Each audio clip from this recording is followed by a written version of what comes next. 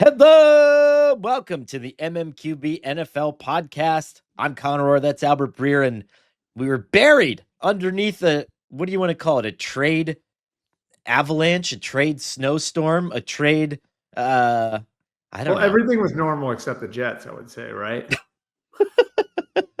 I mean, that applies That's to like when almost I everything, but honestly, like it felt like this explosion. But the reality is, like, if you take the Jets moves out of it, it was pretty normal, right?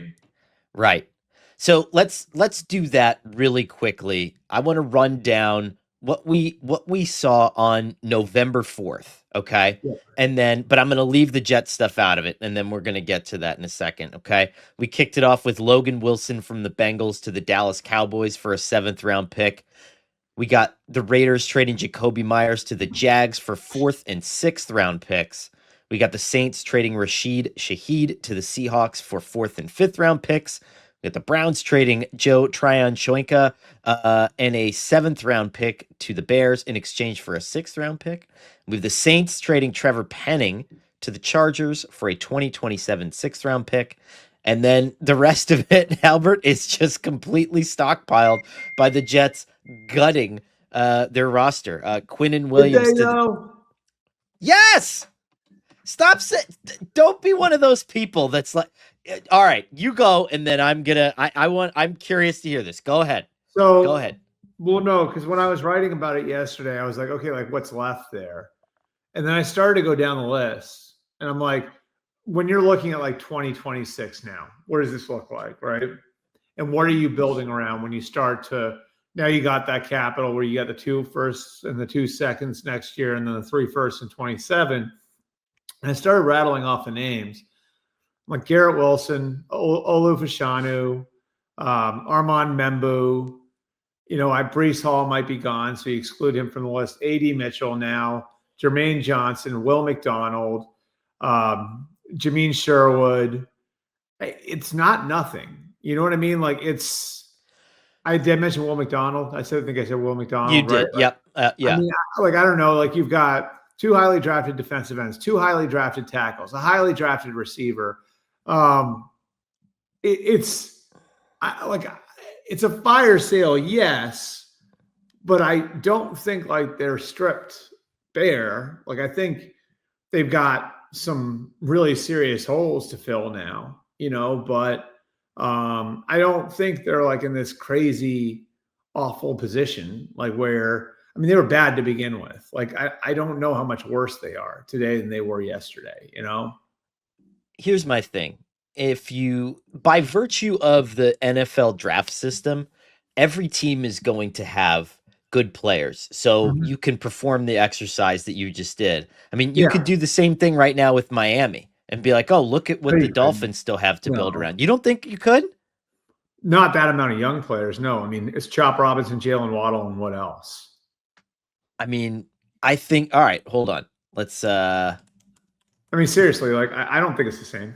you don't think it's the same? No. Um, Minka Fitzpatrick's older. Like I don't know. I look at Miami's roster. I'm like, I mean, I guess you could include Devin Achane in that. Like, I don't know if that's really a building block. Do they have any building blocks in their offensive line the way the Jets do? we'll see what Kenneth Grant turns into, right? Yeah, I mean, we don't know on him yet, so that's fair. I just like I don't know. Like I look at that. I look at the two. I'm like, that's not the same. All right. So my question is, if you're the Jets, um, I and I could be wrong, but I felt that there was such a messaging shift Mhm. from Aaron Glenn coming in and saying, we're the freaking New York Jets, we're gonna run it down your throat, we're gonna play good defense. And then, 9 weeks later, it's okay, maybe in 2028, Well, this thing's gonna materialize. Like, I don't yeah. know, I man. mean, okay. So here's the reality of it. They don't have an answer at quarterback, right? So that's number one. So that Yeah. limits, I think, what you can do with the group that you've got on hand.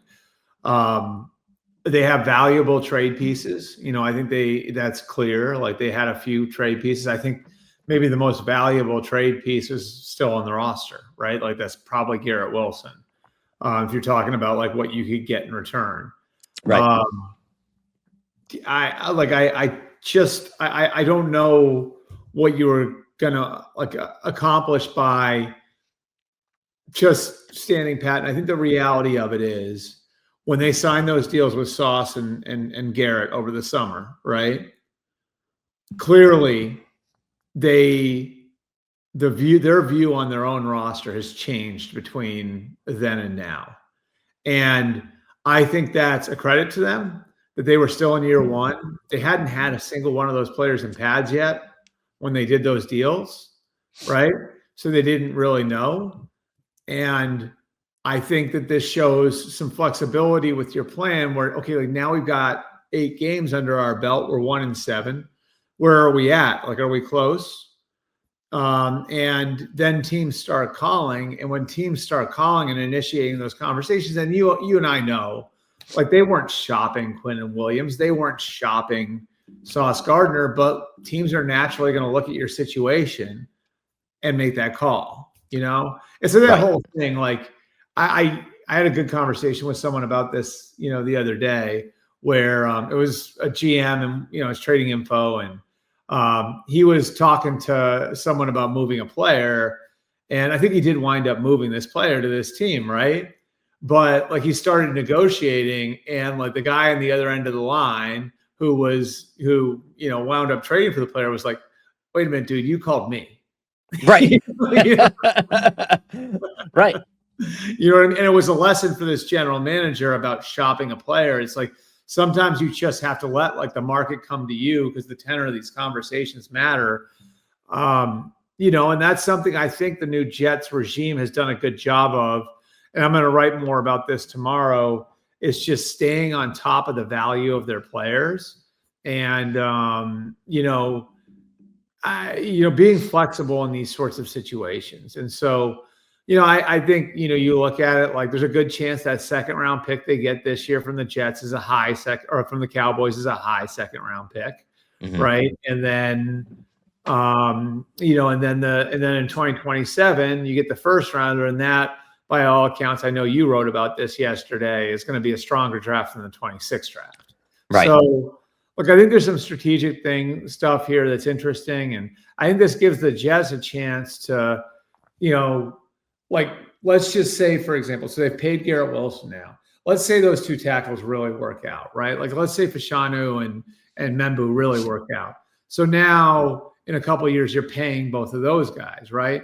Let's say either Will McDonald or Jermaine Johnson works out. Now you've got a big defensive end contract on your ledger, right? So, and then maybe you bring in a quarterback. Like, what all of this draft capital does is it gives you a chance to continue to replenish your roster with young talent that'll be affordable, or it gives you the capital to go get a quarterback. One way or the other, you're in a better team building position. And, you know, I applaud the Jets for at least being open to this sort of thing, you know, and we'll see where those Colts picks are. You know, like I think that's a piece of this too that's important. Is the Colts pick in April? Is it the 19th pick or is it the 29th pick? You know, right? But that's going to be a factor in how, you know, we look back on all of this too. So I want to go through this because I'm fired up. I mean, listen, it's one of those things where you can normally kind of clock in and clock out on trade deadline day. And then this one was, honey, I got to go to the bunker and I'll see you at some point after dinner. And sometimes those days are the most fun days because you make more phone calls, you learn a little bit more, I think, about what's going on. And so I want to break this down as thoroughly as possible. And I'll start here. With the Sauce Gardner thing, I talked to a couple people who were with him in that era of Jets coaches, and everyone was like, I would have done that deal too. And I love him. I think that's just the nature of it, right? And so I don't want to come off as anti what the Jets are doing, because even the people I think who loved him dearly would have done that deal, because the specter of 2 first-round picks is very real. I think that part of it too is, like, not to cut you off, but like, I think that part of it too is looking at the comp, which I know they wanted a Micah Parsons deal for him when they talked to the Colts about it. That that was the trade comp. It's what they got. You know what I Right. mean? It's 2 first-round picks and a useful player, and so like that to me is like, okay, so Micah, for his faults, and he does have faults, he's not perfect for sure. But Micah like affects games in a very real way. Can you say the same thing about Sauce? Yes. Okay. Because if you So can, like that's the thing is like, so that's the question you got to ask is like, because he hasn't done it consistently over the last year and a half. But part of that you can attribute to the situation around him, right? So how much are you going to ascribe what's happened over the last year and a half with him to just being in a dumpster fire of a mess last year with a coach getting fired after 5 games and now being at the ground level of a build? So here's here's the flip side of it, right? Yeah. And this is what is harder for me to grapple with when Jets fans, and there's 2 parts to this because a lot of celebration, I think, in New York, and rightfully so. I think you got peak value for both of these guys, and I think in both cases you took advantage of a certain desperation, and I'm not going to say that the Colts are desperate. The Colts just want to get better. They're loading up for No, the they're at a stretch run. different. I mean, we'll They're in get a to different them. place. They're Yeah, just at a different stage where they don't yeah. need the picks as much as the Jets do. But the 2 things that kind of bother me about this situation with the Jets in terms of giving up these players. And again, I get why they did it. The comp is unbelievable. But to say that like, oh, look at all this awesome stuff. Okay. This is not just like, this isn't some cloud stat that doesn't really mean anything. Okay. Since Sauce Gardner has come into the NFL, and that's an average that includes right up until his last game. Okay. Yeah. He is arguably the best cornerback on an island in the league, period. Allows a completion percentage when in single coverage of 38%. That's hard Yeah. to replicate in the draft, especially in the 2026 draft, which I heard is maybe 15 players deep at the time. Right. Okay. And then Quinnen Williams is the best breaker of double teams in the NFL for an interior defensive lineman since 2022. Right. Period. Right? That's really hard to find in the 2026 draft. It just is, right? And they're both, I mean, they're both on reasonable contracts. And so here's the other side of the question for me. And I know this is abstract a little bit, but we see immediate turnarounds all the time in the NFL. And I understand that there are different circumstances and the Jets are kind of hamstrung at the quarterback position perpetually, right? But aren't the best success stories the ones where coaches are finding a way to connect with and work with talent that's already on the roster? And the back end of that question, or what the statement after the comma, whatever you want to say here, is that if I'm Aaron Glenn, how many coaches who have been in my position got to make it to the other side of the river of shit and, be able to coach the players that have come from this font of draft capital? Yep. Okay? Like this same situation that the Jets are going through drove Hugh Jackson to the brink of insanity in Cleveland, and that guy never got to see it. Yeah. Never got to see it. And you could say the same about Brian Flores, and he won double-digit games and he was still fired. I think that the tanking is really only good for like one person in that organization. And that's the problem. The problem is like, this is a real thing for Aaron Glenn and Darren Muji, right? Like, which is the path that they've chosen here requires patience. And your boss in New York has demonstrated that he does not have patience. Yeah. Like, so come on. The minute you miss on one of those draft picks, like the panic button will get worn out, by people that are around your organization, and having to deal with that is a very real thing because your owner has shown has a history of reacting to those sorts of things. So it puts a lot of pressure on the Jets to hit on their picks now. Again, that's not an easy thing to do. I would say these things aren't an eye for an eye, so I think a lot of succeeding in the draft is about giving yourself a lot of swings. I've come around on this. Like, I think it's about giving yourself a ton of swings. No because question. No one gets 1,000, right? And so sometimes you can trade for a pick and swing and miss on that pick, but because you had the extra pick, you took a chance with another pick, and that really worked out. You know what I mean? Whereas if you didn't have the extra pick, maybe you wouldn't have taken that chance. There are things like that like, I think when you're trying to build a program, it really helps to have the extra capital. And again, like, then there's the chance that there's an opportunity that comes along with a veteran quarterback, which you can't predict, but you have to be prepared for. I wonder, and this is it's like, it's an age-old like meme at this point, but it's the episode of Family Guy where Peter goes into they say you can win a free boat, and he goes to the place, and the guy goes, "I'll give you a boat, or I'll give you a mystery box." And he goes, "Oh, mystery box, there could be a boat in there."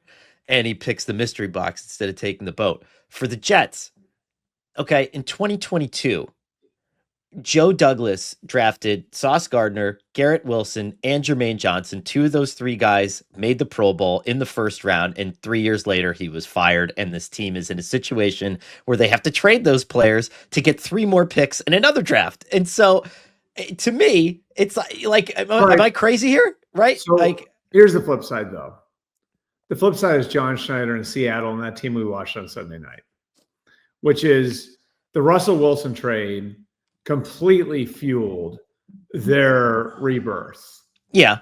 And, it was, again, having all of those swings, and you wind up with Charles Cross, and you wind up with Jackson Smith-Njigba, and you wind up with Kenneth Walker. And it's just, to me, I look at what Seattle did, and it's a very real example of, like, using the capital to, maybe not every guy you got is a star, but you've built like a balanced foundation. You've built a balanced roster now with ascending young talent all over the place. And now, a few years later, they're in a position because of that where they can flip 2 picks to go get Rashid Shaheed on the day of the trade deadline. Yeah.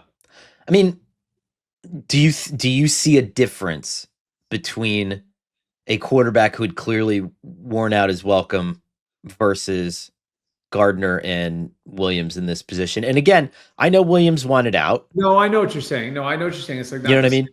It's not the same thing, but if you feel like you're like I look at this like in terms of rebuilds, is like, how many off seasons are you away? You know what I mean? And so if you're the Jets and you are now in the middle of this 1-7 season, right? And you're coming off of your first win, and you're trying to be honest with yourself about where you are you going to be able to fix it all in one off season, right?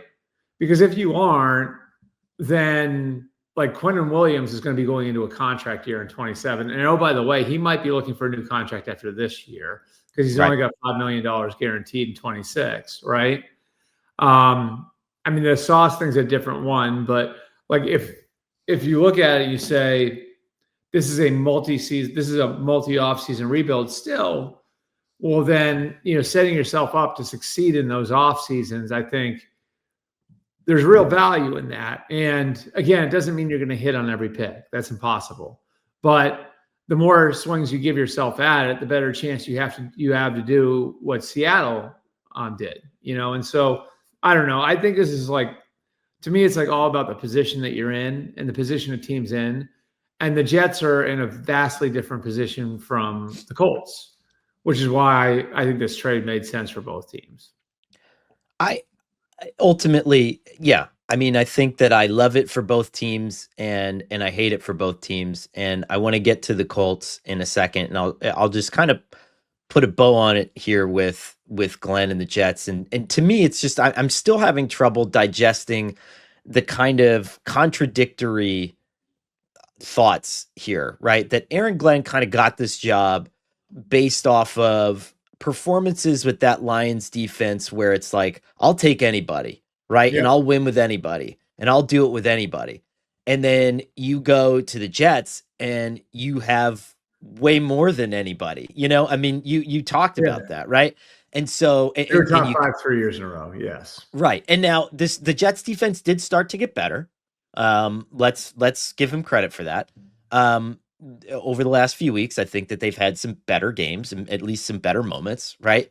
But I mean, again, I just wonder if this is the way, because I'm just so weary of, and I've been doing this for long enough, Albert, and you've been doing it for about 25 years longer than I have, that the and what was mostly waves of Belichick guys, right? Where Yeah. you've seen it come in where it's like, I want my guys, right? Air quotes, I want my guys. And like, you look at someone like Jim Harbaugh, who's like, I don't give a shit. Just give me a warm body and I'm going to coach him up. And I Well, feel yeah, I mean, it like, was like that Jim Harbaugh thing where everybody was like, "Oh, he's going to go get JJ McCarthy." It's like, no, I love Justin Herbert. You know what I mean?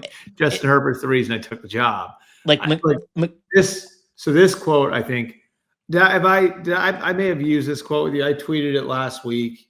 It was an Urban Meyer quote, so I'm sure you're going to love it. But here's what he said, and I thought this was so interesting. He said this, I think, in 2017, right? He said, everybody wanted me to say Jim Tressel left the cupboard bare. If I heard any assistant coach say that, they'd be gone. You're done. Those are your players. I heard TV guys say, wait until they get their own players in there. There are players. What do you mean they're players? The minute you sign a contract, they're your players. You didn't choose me. I chose you. You're mine. Absolutely. And I think like that is, woo! Yeah. Yeah, I mean, Got but me I think fired up. I think like saying something like he went 12-0 his first year at Ohio State. He won a national championship at Florida with Ron Zook's players, And I do think there's an element of that, which is like that's part of the job, is to get the most out of the guys that you inherit. And I think they did show a willingness to work with those guys. Otherwise, they wouldn't have signed Garrett Wilson and Sauce to contracts, right? Right. But to me, and again, I get it. It's like, but if you want to lay out the idea that you have a plan, you can forgive me for feeling like this thing hasn't gone exactly the way that you expected. Yeah. Right? I mean, like, right. And that's the thing, right? Because in order to now take advantage of all this, I mean, this is an overwhelming amount of draft capital. Yep. And we'll put a button on it like this. I remember covering the Jets and the GM search, the transition from Tannenbaum to John Idzik, who I think got railroaded in that job and is a good football man and a good football administrator. But that was about generating picks and cleaning up the cap. And you had 2 first-round picks in his first year. One of them was D. Milner, right? And then you had 13 picks the second year, and that was that historically bad draft where none of those guys were on the roster 13 or something like that. The what? Wasn't it like the Idzik 13? They called it something like that, right? Yeah, that's mean. But yeah, that's But I'm just saying, like, yeah, I mean, like, that's the thing, and the ownership element of it is very real because that's who decides whether you have a job or not. So, like, I do think that that's a point well taken, that this is an owner who generally has not shown any patience at all. Right. And so, like, this sort of strategy does require patience, and whether or not Darren Muji and Aaron Glenn get that patience from him remains to be seen. You go from selling grit to now selling hopium, which is it's just a different drug, and we'll see if they have any more success on that front. There's a couple teams that did deals with the Jets that I think warrant a mention in this. I mean, God, the Jets are so good. Jerry Jones is so jealous because he wants to command the space like the Jets do, and he tries, but Woody Johnson just on accident has a stranglehold on our attention and has perpetually for like the last 5 years. Jerry Jones should be taking notes. Anyway, you must like this for the Cowboys then. What? You must love this for the Cowboys then. Me? Yeah. You just talked up Quinnen. Okay. I So will say this too. Here's the let's interesting talk thing to about me. this. Yeah. I actually think a player like Quinnen Williams is more rare and maybe a more valuable commodity than like a TJ Watt because they're harder to find. Like the dominant interior tackle, there are far fewer of them than there are the great defensive ends, right? Yeah. So Yeah. like an Aaron Donald was so unique, and I'm not saying he's Aaron Donald, but how many players are there that like fit that description, that fit that suit in the NFL right now? I mean, it's Quinnen Williams, it's DeForest Buckner. I mean, how many of them are there? Like the dominant defensive tackle, like Right. dominant interior defensive, who is going to who has the ability to disrupt everything from and remember, it's tougher for a quarterback to escape from a guy coming right into his lap than it is a guy running around the edge, right? Yeah. Generally. Right. How many of them are there? Not a lot.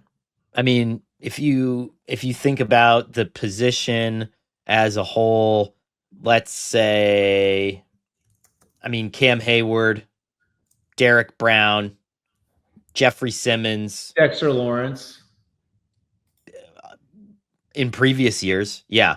Right. Leonard Williams, Jalen Carter. Jalen Carter. I mean, there So, aren't a lot of them though. Matabuke in Baltimore. There aren't very many, yes. is my So point. so we could come up with 6 that are, and Cam Hayward is I should even take out of that just Because he's because. not that anymore. But like I do think there's that element of it too where Dallas is so they got a year and a half older. Like we're like if we're saying this is like a mosaic, Parsons and Quinnen, right? So they got a year and a half older. They got something like $20 million per year cheaper, right? Yep. They moved effectively a pick from the they moved a pick effectively from the second round to the first round this year, right? And then they've got the wash next year. And they trade Mozzie Smith for Kenny Clark. Is that not a win? Here's here's my here's my thought on it, because you're right. I can't talk out of Now, both if you sides of think my there's a mouth. massive gap between Parsons and Quinnen, then I get it, right? Is there though? I mean, I go back to, and I realize that this is not a world that I can live in, Yeah. but how much different are we talking about Jerry Jones, the owner, if you had just signed Michael Parsons and then traded for Quinnen Williams? And I know, like, I'm like a kid at a candy store. Why can't I have Skittles and a Snickers? Like, I understand that, right? Right. But Well, because I think at that point now you're paying Osa Odigizua, you're paying Quinnen, right, and you're paying Micah, and that's a right. lot to have invested in that one position group. Um, I mean, could you imagine? But I will say this. I I even think think like I'm looking at it now, like there is like that element of like, okay, you've got Osa, Kenny, and Quinnen, and like, how's that all going to work? You know what I mean? Like, is that something that's going to be there in 2026 and beyond? I don't know. You know, but I don't know. Like I look at the Cowboys coming out of this, and if they can do something with that money that they're saving here, and they can hold Quinnen off on an extension for another year, like I think this has a chance to look pretty good for them. football season is in full swing, and Underdog is the best place to get in on all the action. Playing on Underdog is easy. Just pick whether your favorite players will go higher or lower on stats like rushing yards, receptions, touchdowns, and more. This week on Underdog, I'm looking at Josh Allen matching up against that porous Dolphins defense, going higher than 2 touchdowns. That's money. Download the app today. Sign up with promo code MMQB to score $100 in bonus funds or entries when you play your first $5. That's promo code MMQB. Underdog. Make picks. Win money. Must be 18 plus, 19 plus in Alabama and Nebraska, 19 plus in Colorado for some games, 21 plus in Arizona, Massachusetts, and Virginia, and present in a state where Underdog Fantasy operates. Terms apply. See assets.underdogfantasy.com/web/play and get terms _DFS_.html for details. Offer not valid in Maryland, Michigan, New Jersey, Ohio, and Pennsylvania. Concerned with your play? Call 1-800-GAMBLER or visit ncpgambling.org. In New York, call the 24/7 Hope line at 1-877-8-HOPE-NY or text HOPE-NY 467-369. And the whole reason that I complained about the Micah Parsons trade is that Jerry Jones was saying, I want to win now, or I want to capitalize on what's left of Dak Prescott's prime. And I'm like, well, the prime is now. So this is a now move, okay? It's coming in a space where the team just doesn't seem ready. Like the back end of this secondary is disastrous. And maybe you're hoping with a little bit more of an interior pass rush. And I will say this, I think that move comes at a time where Donovan Ezeraku is playing really well, and he is kind of starting his ascent as an edge rusher, right? So you have all these situations now where, I mean, it's what's the line where I think it's like Dumb and Dumber, like based on all the dumb decisions that you've already made, this makes sense. Like I'm butchering the line. I forget what it is, but like you've made so many insane decisions. No, it was like just when I thought you were the dumbest, most idiot, blah blah blah blah blah blah. You go and do something like this and totally redeem yourself. And I'm not there, but I get it too. Like can we agree on this? That I think that Jerry made a series of mistakes and miscalculations that led to him losing Micah Parsons in the first place, and that can be seen as near universally wrong. But just when I think you couldn't possibly be any dumber, you go and do something like this and totally redeem yourself. And I think it was like when he sold like their van for like a scooter or something like that. Can't remember exactly what it was, but I think that we can live in a space where we're like, okay, the Micah thing was messed up. You made a lot of bad decisions getting into that point. You mismanaged a lot of extensions before that. You push this to a boiling point where the second best edge defender in the NFL simply did not want to play for you anymore. And you had to trade him at a time where, again, if you would have traded Micah at the deadline, we might have been talking about an extra premium pick thrown in there. I don't know, right? If you would have traded Micah before the draft, we would have been talking about an extra premium pick thrown in there.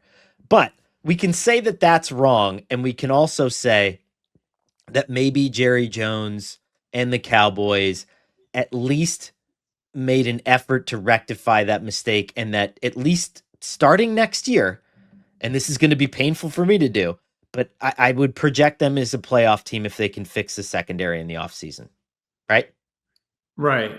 And they have 2 first-round picks to do it. And we'll see where that Packers pick is, but their first-round pick could be high. I'm interested to see like what this looks like. Does George Pickens come back? Their offensive line now is suddenly very young, so they've got Cooper Beebe at center. They got Tyler Guyton at tackle. Tyler Smith is locked up long-term at guard. They still have holes. Like you said, like the secondary is one, running back is another. But that's one thing you can trust with them. And I would say like this is something that for all of the crap, and rightfully so, that Jerry gets for being the GM, I think we've talked about this before. When was the last time talent was an issue there? Generally, that's not generally you're right. It's a talented roster, right? Right. Now you can argue about the way it's put together and all the rest of it, but I go back to like when I was on the beat there in 07 and 08, and they were enormously talented. I can't remember now. Before that, before Parcells got there, like there was that issue, like the gap between the 90s teams and Parcells, like there was a gap there where they weren't very talented. But since like Parcells built that up, with guys like Witten and Ware and Romo, of course, and Marion Barber and Roy Williams and Terrence Newman, like ever since then, talent has never been an issue there. So, I look at like your question, and they have 2 first-round picks. Like, I don't have a ton of doubt that they're going to make that work. Again, they're not perfect because no one's perfect. Right. They did draft Taco Charlton over TJ Watt. There's no excusing that, right? Like they missed on Mozzie Smith in the first round. But it also looks like now like they've hit on Donovan Ezeraku. Sam Williams can play on the edge. Right. Like their offensive line again is young, and I think will get better over the course of time. The George Pickens thing looks like a decent gamble that's paying off now. Now it gets tricky after the year because you have to re-sign him. But yeah, I mean, I think you do have a situation now where it's like, all right, like, like if you can hit on the picks, like this has a chance to look pretty good in a year. And it's a year, right? And I think that I'd prefer Jerry Jones I'd prefer the Cowboys having Quinnen Williams than taking a shot on whatever's there in the 2026 How big do you draft. think the gap between Micah and Quinnen is? I mean, they're just different players. They're what I mean? different players, right? But yeah, very different players. But just from a value standpoint. So I think that Micah Parsons is probably behind only Myles Garrett in terms of value, the most player. In terms of the 2 best edge rushers in the NFL, right? Yeah. And edge rusher you would put above everything except maybe corner. And corner and edge are probably like 1 and 1A, right? Yep. And then I would say that Quinnen is one of the 5 best interior defensive linemen. So, right, if you were to kind of put them on a curve, you have like, it's like Micah Parsons. It's like, okay, I have the best lead singer in the history of rock and roll. And then if I have Quinnen Williams, it's like I have like the 3rd best guitar player in the history of rock and roll. So it's like all those things are very important. I just think that they serve different functions. Like one can change things in a broader sense than the other. That's what I think. I don't know. Yeah. I mean, I think defensive tackle to me, like, I think it's underrated. Like, I think it's an underrated position. Like, I think if you've got a really good one, that player can be as important as a great pass rusher or edge rusher. In fact, I think it can be I think in some cases it can be more valuable just because I think it's harder to deal with a player like that, Yeah. Aaron Donald was impossible.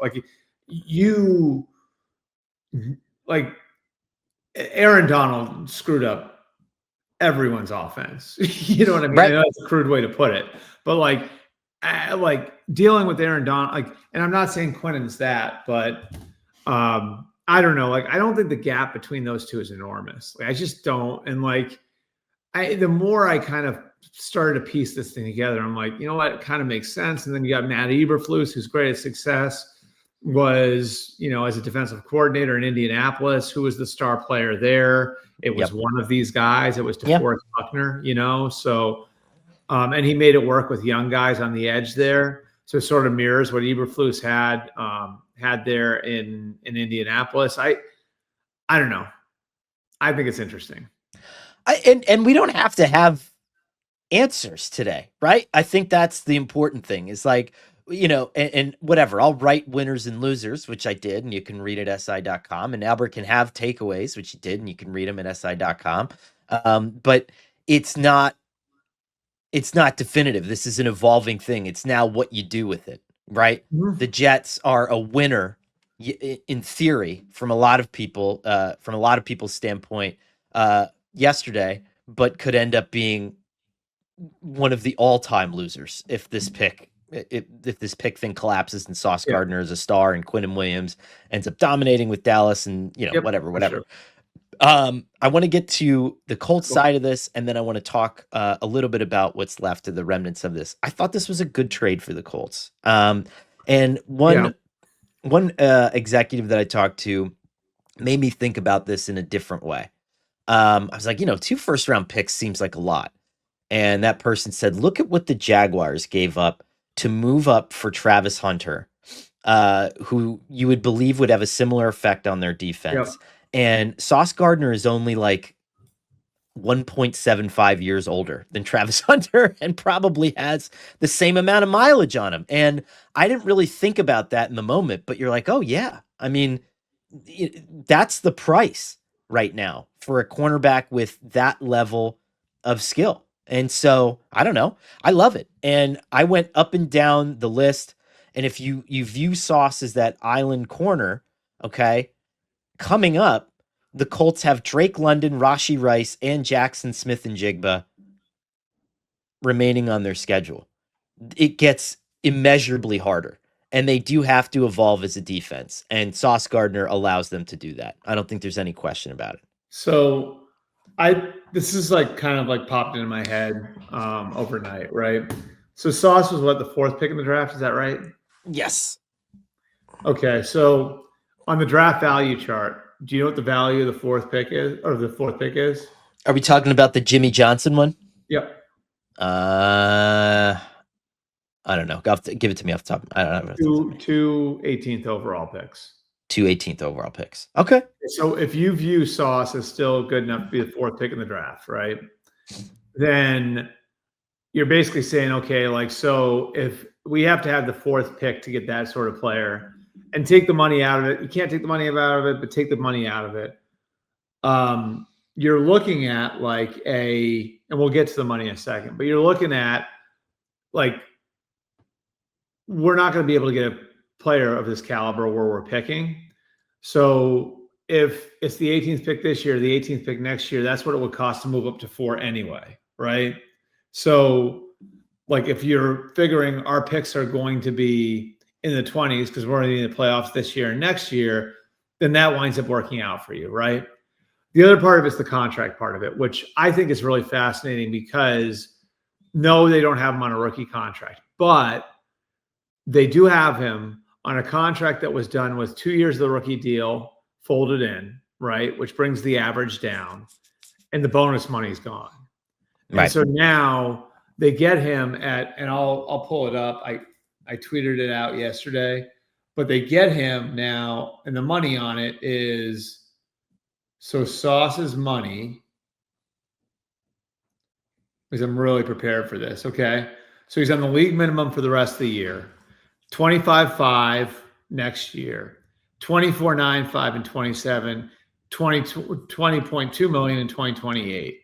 So you're talking about like, that's probably going to be a number 2 corner contract over the life of it. That's the guaranteed money. After that, you have team options for 29 and 30. So you have control of him through this year and then the 5 years after that. And in addition to that, like I think it would be an awful thing. Yeah. Huh?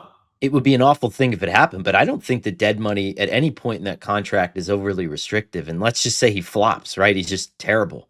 You can cut him after like 2 years, and I think you can walk away pretty scot-free on that. Because the guarantees are run through 28. They run through 28? Okay. I believe, yeah. So like you are dealing with, I'd have to look that up again, but I think there are guarantees through 28. But the dead money is not a factor because the bonus is gone. Right. So like you're not worried about the dead money. The dead money is the Jets. So like I think from that perspective it's good. Here's the other thing is like I do think like they've effectively now turned what was probably their biggest weakness, right? And it was the one thing the Colts were looking around for over the course of the last couple of weeks. You're going to get Charvarius Ward back in a couple of weeks. And so now you've turned what was a weakness into a strength with 2 guys that can match up with anybody, with 2 guys that have the versatility to play zone and man, with 2 guys that I think will unlock Louis Anarumo's defense and allow you to do more with your front. So you'll be able to do different things to generate pressure that you weren't able to do before. And if you think your offense is good enough to generate leads, God, that defense could start to create some chaos. So I don't know, for the Colts, for where they're at, and this is like, again, two teams in very different positions, but like the Colts now, like they're a core, like they're all in on this core now, right? I mean, they drafted Bernard Raymond. They have Braden Smith and Quentin Nelson, who are kind of holdovers from the last core that they had. Tyler Warren, Michael Pittman, Alec Pierce, Josh Downs, Leatu Latu, Buckner again's like in that Nelson Smith category, a little bit older, but still a really effective player. Zaire Franklin's a holdover, still a really effective player. They've got Cam Bynum. This is, to me, is like them pushing the chips in the middle of the table on this core, and in particular on the quarterback. And that's what I think in a weird way, how Daniel Jones plays and what sort of answer Daniel Jones is, not just for the rest of this year, but going forward, will really inform us on the result of the Sauce trade, because you take out the chance to draft a quarterback over the next couple of years. Yeah. I mean, that's the thing, right? Yeah. Like, so that's gone now, right? Like, it's like your ability to draft one in 26 and 27 is gone. So you have to be right about Daniel Jones in a way the Giants weren't when they signed him to a contract a couple of years ago. That's the thing, right? It's like Daniel Jones is going to end up being Kirk Cousins 2.0. I mean, he has just smashed the market at the absolute right times twice in a row now. I mean, there was the 2022 run, then you get into the playoffs, and it's so funny. I think it was Tom Rock. So what do you do? Do you sign him if you're the Colts?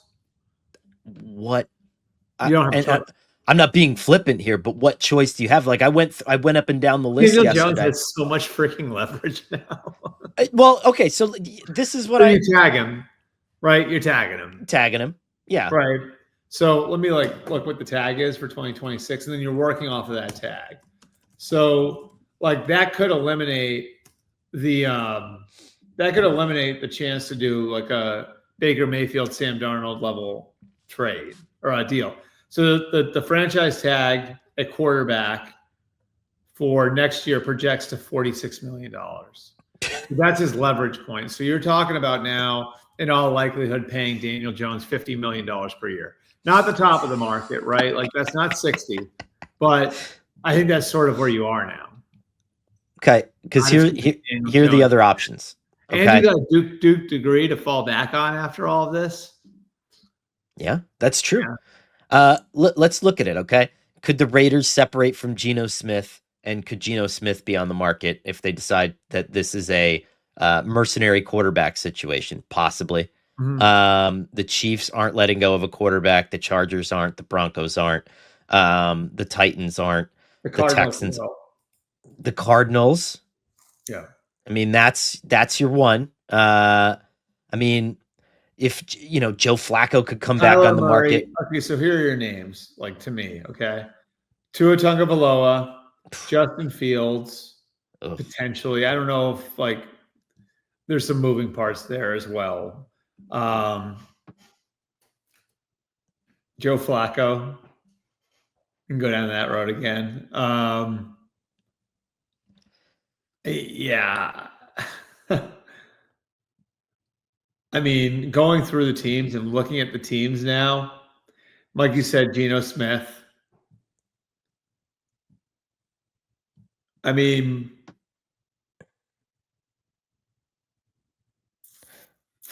yeah, Kyler Murray.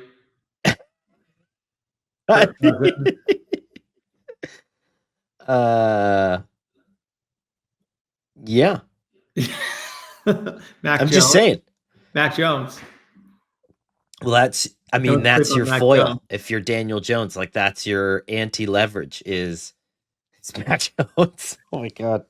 But, like Sam Darnold, they could have let go of him after a year if it didn't work out. But I mean, Sam might ask for a raise after this. And that's, the Colts have to be, and I'm sure they are prepared for, I mean, Daniel Jones's salary is going to quadruple after this year. So if you knew you were doing the Sauce deal and you were Chris Ballard, would you have like hustled Daniel Jones and tried to do a deal with him now? Like you'd have the Jets on one end and just be Like, like, I know, hey, like Daniel Jones, like, whoa, they're being super aggressive now. What the hell's going on? you walk into the building and they're just like kicking like rocks around the front door waiting for you to get in. And it's like, hey, can I talk to you for a second, actually? It'll be like the when I was when I worked for a newspaper and was making like I'm not sure like a legal amount of money at the time. And then the first time that they offered me an actual salary, which I found out was also like way below the average for that position.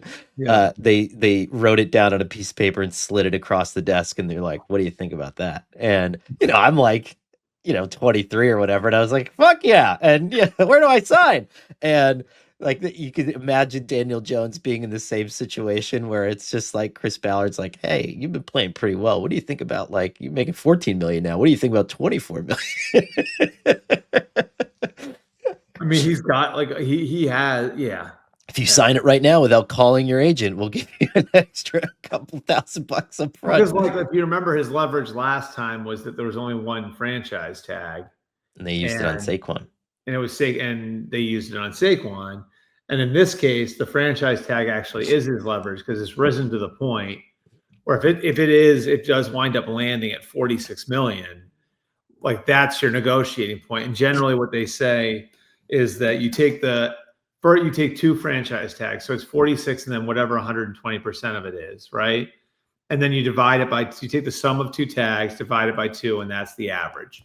So in this case, if you do that math, right, and that's simple math, so let's just say 46 times 1.2 equals 55 points. So you'd be talking about, an average of just over $50 million a year. God bless America. At least in some But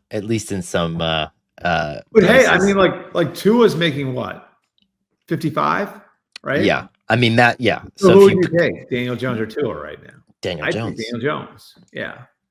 So I don't know. It's interesting, like the way that we look at all of these things, and I think Daniel Jones could be like with Shane Steichen. I think he could be a viable long-term answer there. So I just love all these reclamation projects, like people being forced to retract like takes and stuff. It's pretty great. Can you? This is going to be a bad joke, but can you imagine how good all of Muji's 5 picks are going to be in 6 years with other franchises? I'm kidding. Because Woody fired him 2 years from now, and then the GM he's like, I don't like this immediately. Get out of here. So I want to talk about that and before we get out of here too, because the draft part of it is real, and it's funny because just a little peek behind the curtain. Albert is I like Notre Dame, and I watch Notre Dame. Period. In a vacuum. I guess you could say I'm like a casual Army fan too, and my son and I will watch Army when they're on. But so we're not steeped in the college football conversation. I was talking to someone yesterday about someone in the league about the 2026 and 2027 draft classes, and I'm writing furiously, right? Like everything's got to be up now, right? Mitch Goldich, our editor, with the cudgel, he's just like, "Come on, God!" No, I'm just kidding. I wanted up 10 minutes ago. Where is it? I'm kidding. Mitch is not like that. He was great. He gave me some extra time to work last night. But the person that I was talking to said, he said, obviously the 2027 class is good. You got better quarterbacks and you got those receivers, the kid from Ohio State and the kid from Alabama. And I'm, you're on the phone and you're like, oh yeah, totally. And then immediately when I got off the phone, I was like, Albert, who the fuck are the kids from Ohio State and Alabama? I was surprised you didn't know Jeremiah Smith. I mean, I just as a Notre Dame centric fan, like I just don't have to. It's not in my worldview right now. That's how the national championship game ended, with this like Adrian Peterson like level of receiver, right? Like he is the receiver position as a freshman, what Peterson was the running back position as a freshman, scoring the game clinching or having the game clinching play against Notre Dame in the national title game. You remember that? on like 3rd and 8, we threw it like 70 yards in the air. But I remember that, but I effectively blocked the rest of it out of my memory. I blacked out. And number 4 is like the most freakish thing. I like, so the Penn State coach said on Saturday, right?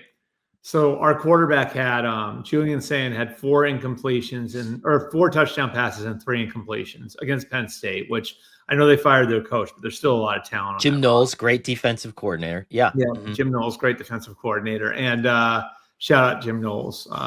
And shout out to all the people who took shots at the hiring of Matt Patricia. Had that work out for you. But anyway, like the interim coach at Penn State said after the game, like, this is no offense to anybody who's gone through here before, but these are the 2 best receivers in the country and the 2 best guys who've come through Ohio State. And I've seen all of them. And so that's Jackson Smith and Jigba, Garrett Wilson, Terry McLaurin, Clarissa Olave. The 2 guys they have right now are better than any of them. Wow. So, but the Jeremiah Smith is a freak show. Ryan Williams, same thing. There are pass rushers in that draft. Colin Simmons at Texas, Dylan Stewart at South Carolina. Like, that's the draft that's going to be in the National Mall too, which is kind of interesting. I appreciate you throwing Arch in there. I think you threw Arch in there, right? I did. I'm sure that was good for SEO purposes. If we can... Well, this is 2027. Yeah. Arch is actually, the interesting thing is, like, now that everybody stopped talking about him, Arch is actually starting to come around and play better. I know. He's a poor kid. I think he just needed to get through that like earthquake moment. Yeah. Now he did take a lot of advertising money, so it's not like he was running from it either. But he's with him and Christian McCaffrey, by the way, represent like the weirdest clothing brands. Like, it's not like Nike; it's something that I've never heard of before. And like, I wonder what, like, is where like those? Aloe is like, or Aloe or whatever. Yeah, what is that? Aloe? I think Aloe's like that. So I think Aloe's like Lululemon, and that, like, it started as like I don't know. Emily probably have a better answer for me on this. Maybe I should call her down here. But I think Aloe started as like one of those like Lululemon, like it's like a woman's like yoga brand, and then they expanded into having. And by the way, I have no problem with that. I have a ton of Lululemon stuff.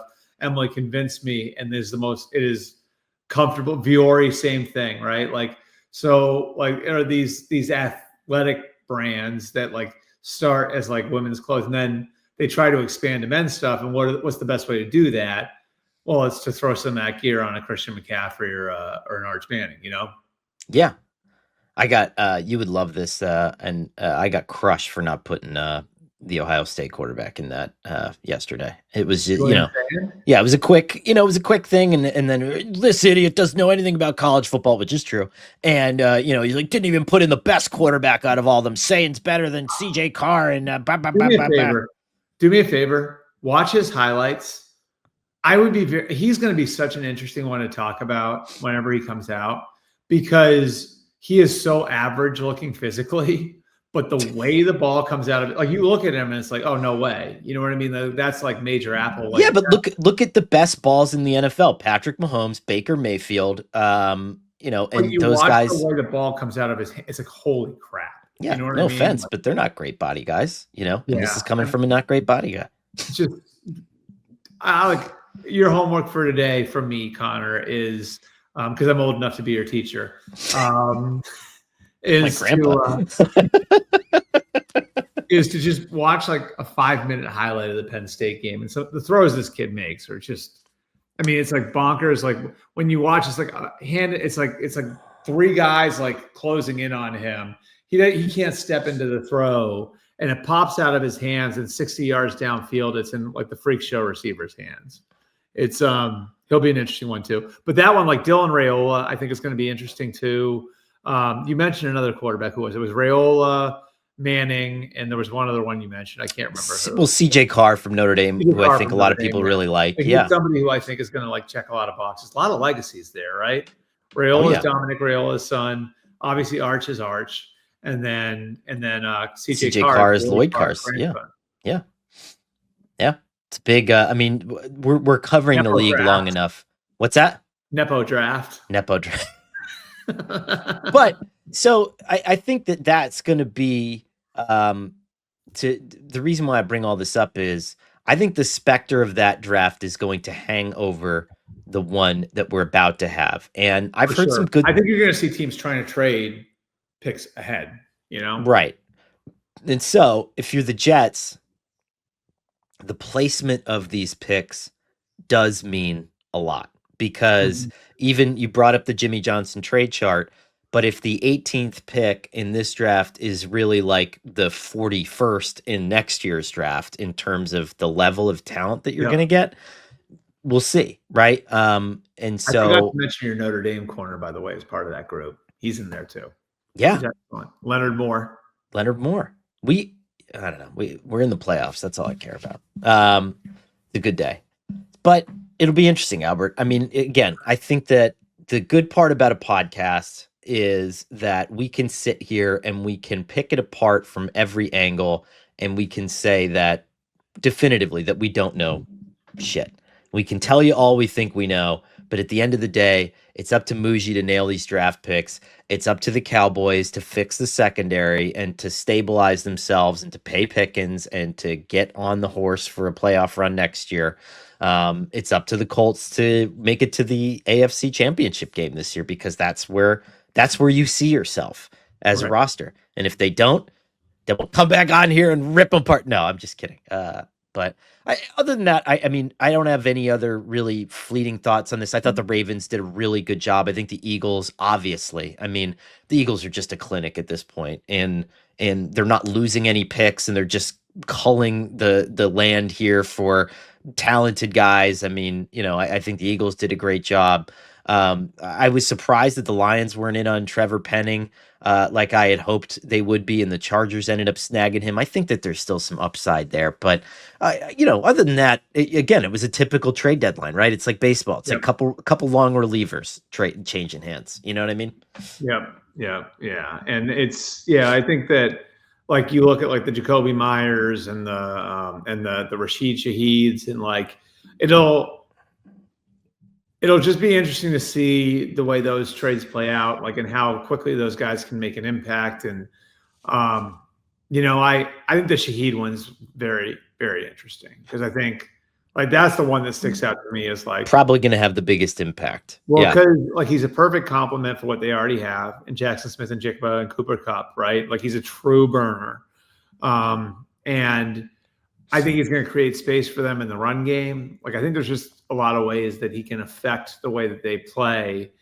And he's up too. You know what I mean? So do the Seahawks re-sign him when they're going to probably have to re-sign Jackson Smith and Jigba this offseason too, right? Like you'd think they would go in early on Smith and Jigba after the year that he's having. So lots of like kind of big picture questions with Seattle on what this means for them, over the next year or so. And then, obviously there's the immediate impact that they're hoping he makes.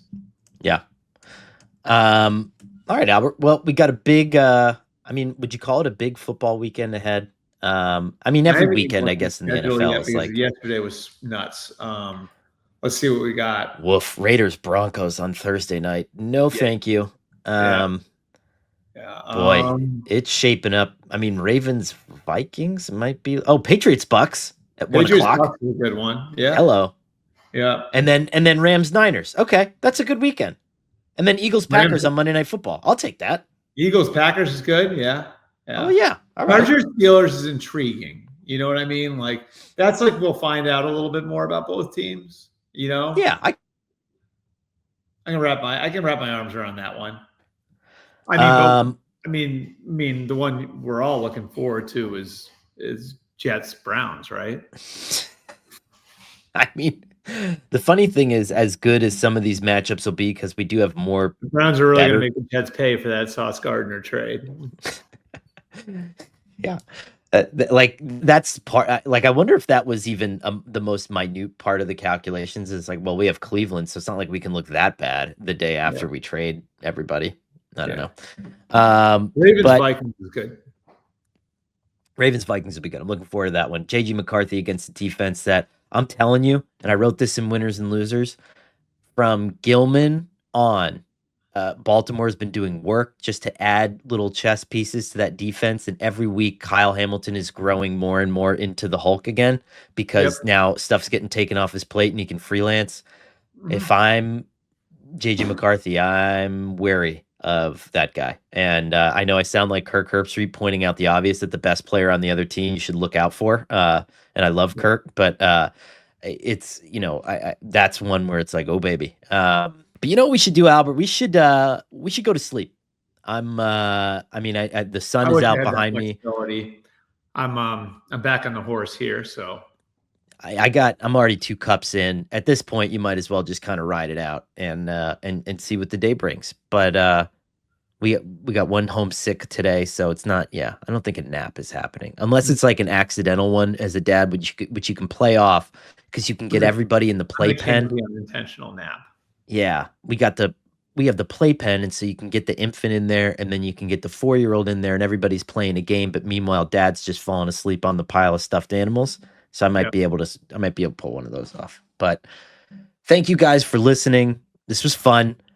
Get back at us. Let us know what you think of everything, and make sure to join us again on Monday when we recap all of the week's action on the MMQB podcast.